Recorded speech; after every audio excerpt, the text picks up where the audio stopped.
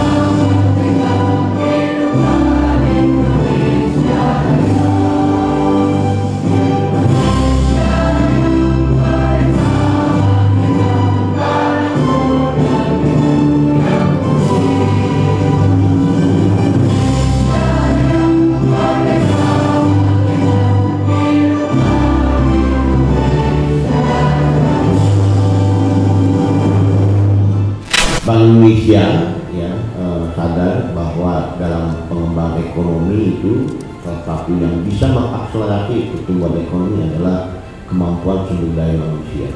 Ya, untuk itu dalam teori model sekarang Solo itu memasukkan teknologi dan sumber daya manusia dan inovasi yang bisa mengakselerasi pertumbuhan ekonomi. Itulah mengapa Bank Indonesia pun terlibat dalam pengembangan dan mengerjakan sumber daya manusia Indonesia yang unggul, ya. Dan inilah adik-adik semua hadir di sini hari ini. Jadi adik-adik, kita ada kesempatan ya di ruang yang terbaik dan menghadirkan orang-orang terbaik. Manfaatkan untuk diskusi dan tanya seluas-luasnya. Jangan merasa aduh nanti pertanyaan saya sini aja, tidak ya. Ini bekal untuk adik-adik. Rugi kalau tidak memanfaatkan diskusi nanti berikutnya ya. Bagaimana bisa mendapatkan beasiswa bukan sebuah keberuntungan teman-teman, tetapi ini adalah sebuah perencanaan pembangunan sumber daya manusia yang dilakukan oleh Bank Indonesia untuk menciptakan sumber daya masa depan sesuai dengan perkembangan era hari ini. Adik-adik sekalian, judulnya adalah ini tentang wawasan kepemimpinan. Secara umum bahwa kepemimpinan itu adalah orang yang memiliki kemampuan untuk memimpin dan memberikan pengaruh kepada setiap orang yang dipimpin. Dalam sistem kepemimpinan kita dalam dunia sekuler, bahwa pemimpin itu harus setia kepada yang dipimpin dan yang dipimpin harus setia kepada yang memimpin. Ini harus ada ikatan batin yang saling mendukung. Adik-adik sekalian, di era sekarang yang saat ini adik-adik bisa lihat bahwa terjadi krisis kepemimpinan di era digital.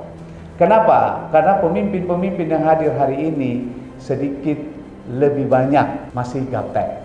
Nah, lalu kemudian berapa banyak yang menggunakan gadget untuk belajar, untuk membangun kualitas diri. Ya, sebagai generasi baru Indonesia, Genpi. Provinsi Banten. Lalu berapa banyak teman-teman yang menggunakan gadgetnya untuk melakukan praktek-praktek investasi, belajar. Pengembangan teknologi sekarang ini sangat cepat sekali. Bahkan setiap detik, setiap waktu itu bisa berubah. Dan jika kita tidak mengikutinya, maka yang terjadi apa? Kita ketinggalan, ya. Nah, lalu kemungkinan yang akan terjadi dengan terjadinya perkembangan teknologi yang sangat cepat sekali. Bahkan sekarang kalau di hotel ini, kalau lihat di lantai dasar, pelayan-pelayan untuk ngantar makanan sekarang udah pakai robot. Untuk semprot-semprot sudah pakai robot. Ya, udah hampir semuanya tidak ada lagi, sudah mengurangi tenaga manusia.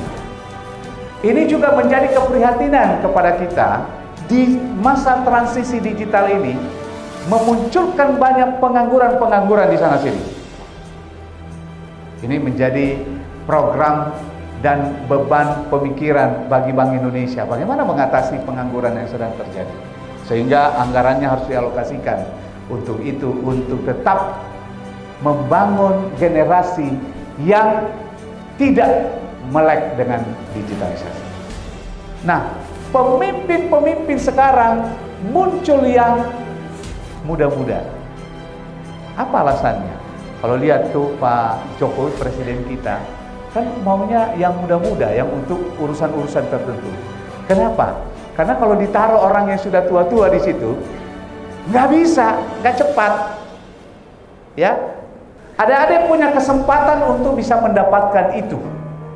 Ya, jika mampu mengupgrade diri, ya, tidak hanya sekedar menjadi pembelajar, rutinitas dan menghasilkan ijazah.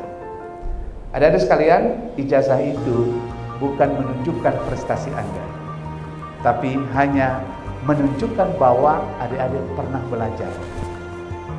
Punya kualitas? Belum tentu.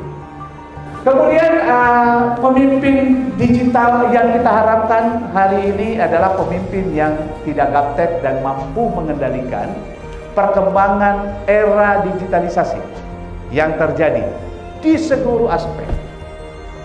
Orang yang gaptek kira-kira mampu memimpin nggak kalau semuanya teknologinya menggunakan digitalisasi?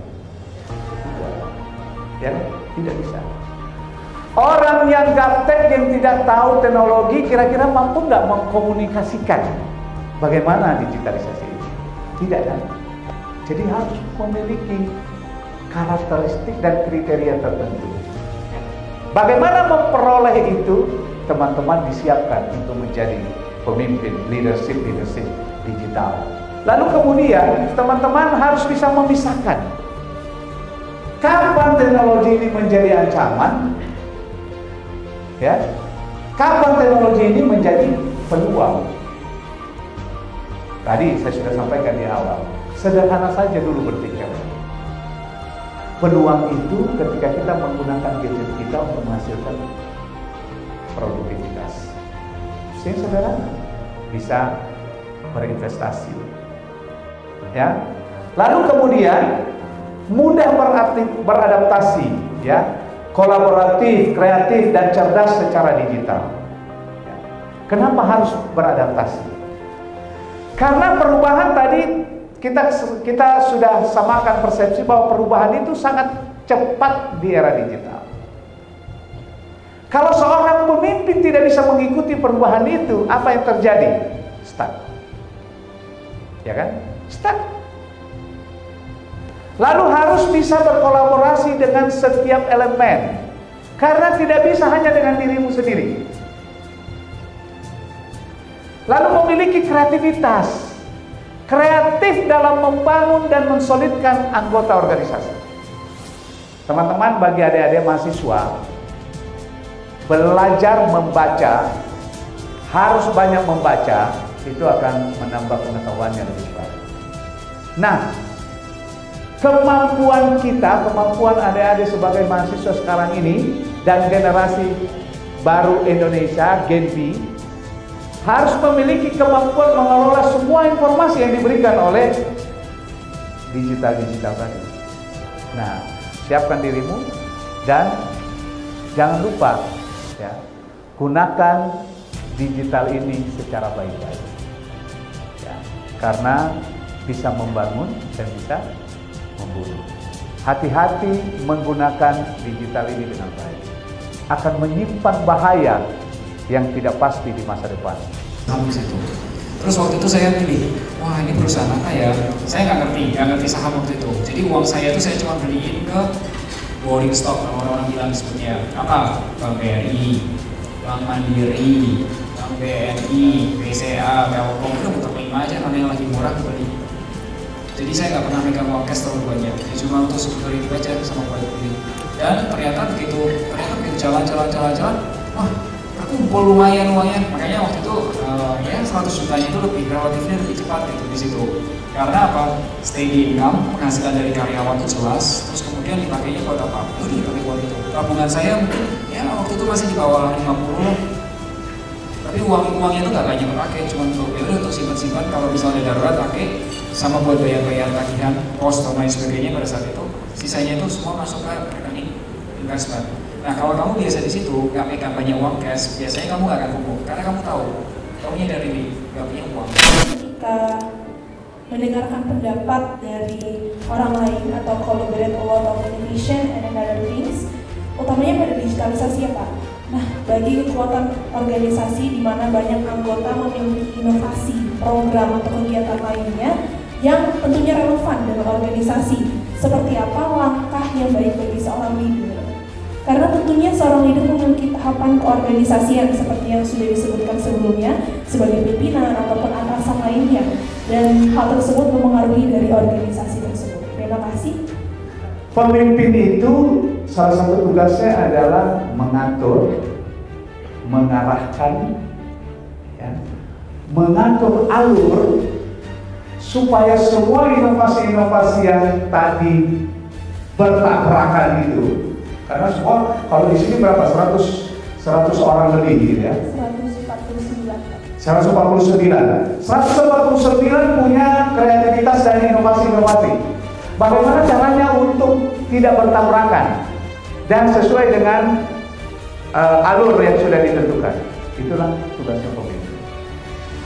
Mengatur alurnya sesuai dengan standar yang sudah ditetapkan tadi.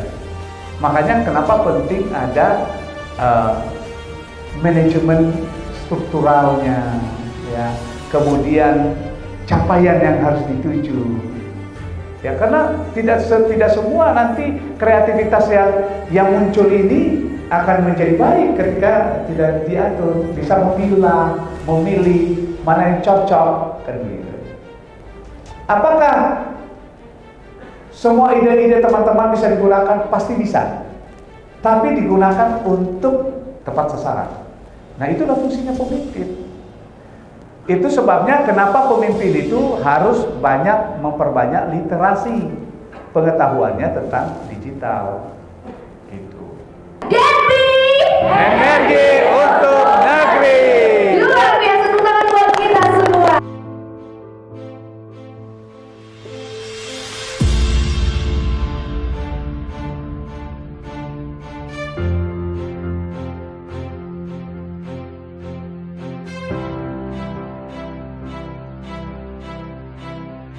Thank you.